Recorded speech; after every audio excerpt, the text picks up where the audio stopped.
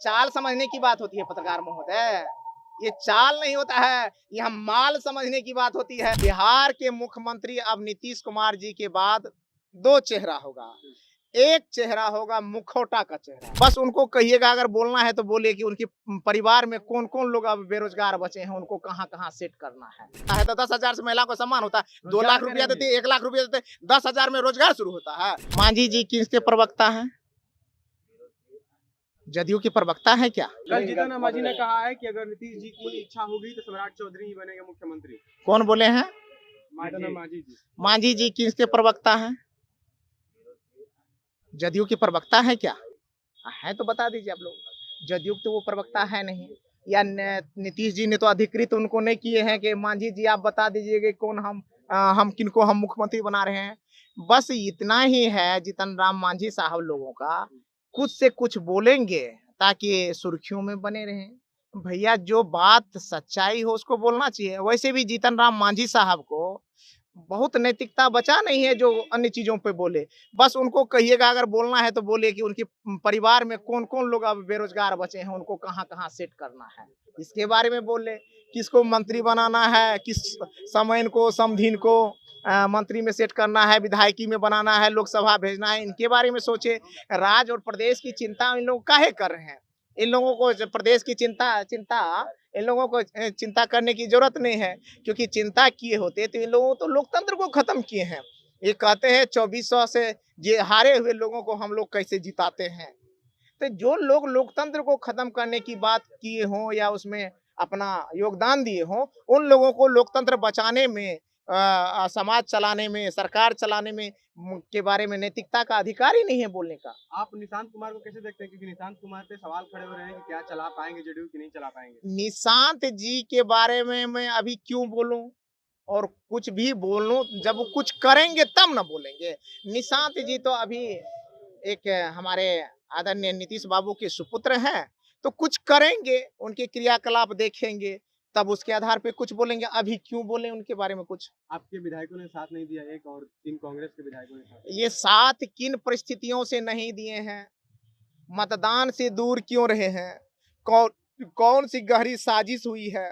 कौन सा डैन जोगिन भूत पिचास उनके पीछे था या नहीं था? इनकी गहन समीक्षा हमारे शीर्ष नेतृत्व कर्ता लोग करेंगे। जो बात के मुख्यमंत्री कौन बने? बिहार के मुख्यमंत्री अब नीतीश कुमार जी के बाद दो चेहरा होगा। एक चेहरा होगा मुखौटा का चेहरा और एक होगा ओरिजिनल। तो नीतीश कुमार जी के बाद अभी जो बनेंगे, जिसकी बात आप लोग कर रहे हैं घुमा फिरा करके, जो भी बनेगा वो मुखौटा बनेगा, कठपुतली बनेगा। वो क्या कहता है, अपने आकाओं के इशारे पे कूद फान करेगा। गौतम जी, और उसके बाद जब भी बनेगा ओरिजिनल बनेगा, जनता का बनेगा, जिसके पास अपना हक हकीकत होगा। और तो ओजस्वी और तेजस्वी के अलावा कोई नहीं बनेगा। जनता का मुख्यमंत्री बनेगा तो ओजस्वी तेजस्वी ही बनेगा। गौतम जी, जब राज्यसभा का चुनाव हो रहा था तो उस समय जो है संदीप सरोज जो सीपीआई के विधायक, उन्होंने कहा कि हमको भी 5 करोड़ दिया जा रहा था, तो क्या आपको भी 5 करोड़ दिया जा रहा था बिकने के लिए?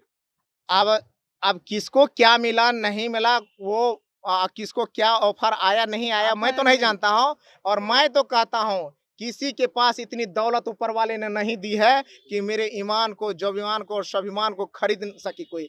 क्योंकि मैं मानता हूँ ईमान, जुबान और स्वाभिमान ऊपर वाले की देन होती है, और जिस व्यक्ति का इस तीनों का बोली लग जाए वह इंसान कभी नहीं हो सकता है। यानी आपके विधायक पैसे में बिके हैं। अब कौन क्या कहे वो तो नहीं हम मैं जानता हूँ, लेकिन उनकी गहरी समीक्षा होगी, गहन समीक्षा होगी। एक सवाल है कि आपने कहा कि जीतन राम मांझी के बारे में कि उनके परिवार अब कौन बेरोजगार है, तो ये सवाल तो तेजस्वी यादव पर भी उठता है कि तेजस्वी के परिवार में कौन बेरोजगार अब बचल है। अगर यह सवाल पत्रकार महोदय आप घुमा के फिर से पूछ रहे हैं, तो मैं पूछना चाहता हूं, अगर तेजस्वी यादव जी योग्य नहीं होते तो अपने दम पर पूरे बिहार और पूरे देश और प्रदेश में और देश में नाम नहीं किए होते। अगर तेजस्वी यादव जी योग्य नहीं होते तो आज पूरे देश और दुनिया में इस एज ग्रुप का कोई ऐसा लीडर हमको, आपको मैं खुला चैलेंज देता हूं, हमको दिखा दीजिए पैरेलल इसके खड़ा होने का, जो अपने नीति पे, सिद्धांत पर, विकास के मुद्दे पर, स्वास्थ्य के मुद्दे पर, रोजगार के मुद्दे पर, बेरोजगारी के मुद्दे पर, स्वास्थ्य के मुद्दे पे चुनाव लड़ा हो, और वो कभी भी भावनात्मक मुद्दे पे नहीं गया हो, कभी भी मंदिर मस्जिद के मुद्दे पे नहीं गया हो, कभी भी हिंदू मुसलमान के मुद्दे पे नहीं गया हो। तो इसलिए कहते हैं तेजस्वी यादव जी पर कोई भी सवाल करना किसी के लिए भी मैं मानता हूं कि ये गलत है, क्योंकि तेजस्वी यादव जी सीट में से 25 सीट पर आ गए। सिमट गई आरजेडी। सिमट गई। मैंने तो कहा, जो व्यक्ति खेत जोतता है, बुआई करता है, सिंचाई करता है, बढ़िया से अपने क्या कहते हैं खेत खलिहान का सुरक्षा करता है, लेकिन अंतिम जब कटाई के वक्त आता है तो ऊपर से ओला वृष्टि हो जाए, बारिश हो जाए, आंधी आ जाए, तो उसको कौन रोक सकता है। तो यही जो साजिशन, आंधी आई, तूफान आया, ओला वृष्टि हुआ, जो सरकारी धन का बंदर बांट हुआ, जो साजिश हुई, जो जो दिल्ली के जादूगर आए, तो इसको 10,000 का जो लूट हुआ भैया, तो ये इससे कौन बचाएगा। यानी कि ये तेजस्वी लोकतंत्र को यादव खात्मा को करे। नहीं समझ पाए। इसमें चाल समझने की बात होती है पत्रकार महोदय, ये चाल नहीं होता है, यह माल समझने की बात होती है। 10-10 हजार रुपये का जो घूस दिया जा रहा था, ये माल समझ रहा था आप लोग। घूस कह रहे हो, क्या कह रहे हैं करें? कि महिलाओं का सम्मान है। महिलाओं का सम्मान होता है, तो 10,000 से महिलाओं का सम्मान होता है। 2 लाख रुपया देते, 1 लाख रुपया देते, 10,000 में रोजगार शुरू होता है। 10,000 देकर के उन्होंने वोट लिया है। अगर आपको किसी भी महिलाओं का सशक्त बनाना था, मजबूत बनाना था, सशक्तिकरण करना था, तो आप 2 लाख देते, 5 लाख देते। तो आपके कहने का मतलब है कि 10,000 बिहार की महिलाएं बिक गई।